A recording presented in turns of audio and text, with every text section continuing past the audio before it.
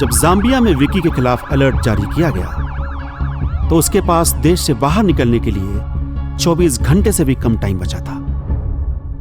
उतने कम टाइम में भी विकी ने निकलते समय अच्छा खासा माल अपने साथ ले लिया था, लेकिन जो चीज उससे कोई नहीं छीन सकता था वो था उसका तेज दिमाग और बेहतरीन networking.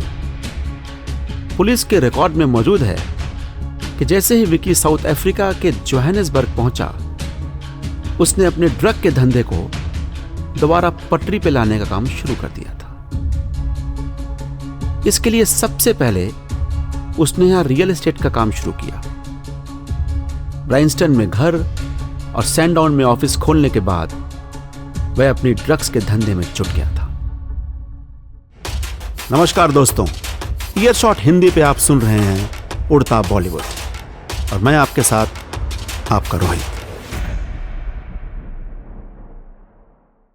Vicky Goswami south Africa तो आ गया, मगर विकी गोस्वामी तुरंत ड्रग्स के बिजनेस में नहीं गया। उसने जितने भी पैसे उसके साथ लाए थे वो रियल एस्टेट में लगा दिया और धीरे धीरे उसका ड्रग्स का बिजनेस सेटअप करने लगा। साउथ अफ्रीका पुलिस के नज़र में विकी आया, मगर साउथ अफ्रीकन पुलिस ने डिसाइड किया कि विकी को अभी अरेस्ट नहीं करेंगे, उसको थोड़ा बढ़ने देते हैं। विकी ने अपने लिए एक प्राइवेट जेट भी खरीद लिया था उस टाइम पे, मगर फिर भी जोहानिसबर्ग पुलिस ने डिसाइड किया कि उसको ट्रेल करेंगे। उसके पीछे आदमी लगा दिए, मगर उसको अरेस्ट नहीं किया गया। दिमाग तेज हो तो आदमी कहीं से भी शुरुआत कर सकता है। विकी को पहले मुंबई से भागना पड़ा और फिर उसे जाम्बिया में भी अपना जमा जमाए ड्रग्स का कारोबार छोड़कर भागना पड़ा। लेकिन हर बार की तरह उसने साउथ अफ्रीका में भी अपने धंधे को फैलाना शुरू कर दिया था। खोजा का साथ और अपने हुनर की बदौलत विकी ने साउथ अफ्रीका में भी बहुत कम वक्त में फिर से ड्रग का एम्पायर खड़ा कर दिया और बहुत जल्दी ही इतना माल कमा लिया कि उसको छुपाना नामुमकिन हो गया था।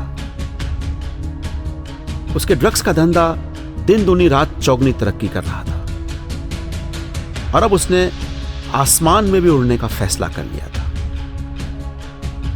सबसे जबरदस्त बदलाव तब आया जब ड्रग कंसाइनमेंट को एक जगह से दूसरी जगह पहुंचाने के लिए विकी ने प्राइवेट जेट खरीद लिया था और यहीं से वो साउथ अफ्रीका की पुलिस की रडार में आ गया। लेकिन पुलिस ने उसे अभी गिरफ्तार नहीं किया था, क्योंकि उन्हें पता था कि इतने कम सबूतों के साथ विकी को गिरफ्तार किया भी तो वो बहुत आसानी से छूट जाएगा। बस इसी इरादे के साथ पुलिस ने उसके माल पकड़ने की बजाय उसका पीछा करना शुरू कर दिया, जिससे कि ज्यादा से ज्यादा सबूत इकट्ठा किया जा सके। लेकिन ऐसा भी माना जाता है कि साउथ अफ्रीकन नारकोटिक ब्यूरो यानी कि SANAB के कुछ अधिकारी भी विकी के साथ मिले हुए थे और इसी वजह से वो कभी पकड़ा नहीं जा सका। इधर विकी साउथ अफ्रीका में सक्सेस की नई सीढ़ियां चढ़ता जा रहा था, लेकिन एक पुराने मामले को निपटाने को लेकर वह एक बड़ी मुसीबत में पड़ गया। हुआ यूं कि रॉबर्ट रॉक्स क्लेमिनी नाम का एक ड्रग डीलर जब डार्विन खोजा से मिलने उसके घर जा रहा था, कहीं रास्ते में ही गायब हो गया। और यह दिन था 6 अप्रैल 1995, 6 अप्रैल 1995।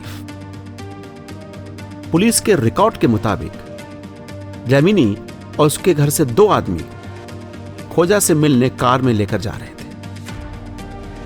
क्लेमिनी के घर वालों के अनुसार विकी पर क्लेमिनी का 1.5 मिलियन रैंड बकाया था, यानी कि लगभग 75 लाख रुपए, और वही वसूलने के लिए वह विकी से मिलने जा रहा था। विकी और क्लेमिनी पहले से ड्रग का काम कर रहे थे और उनकी एक ड्रग डील खराब हो गई थी, जिसका पैसा इरविन खोजा विकी की तरफ से वसूल रहा था। फिर से आते हैं 6 अप्रैल 1995 को।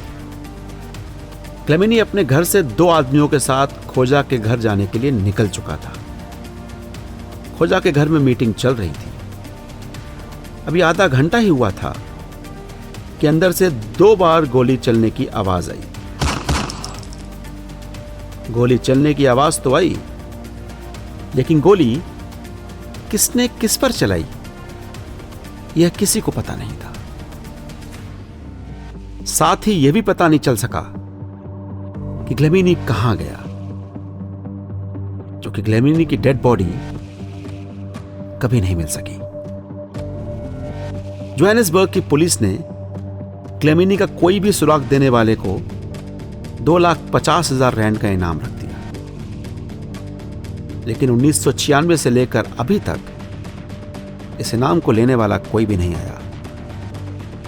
क्लेमेनी का केस आज तक सॉल्व नहीं हुआ, लेकिन ऐसा माना जाता है कि उसके गायब होने के पीछे विकी गोस्वामी और उसके गॉडफादर इरविन खोजा का हाथ हो सकता है।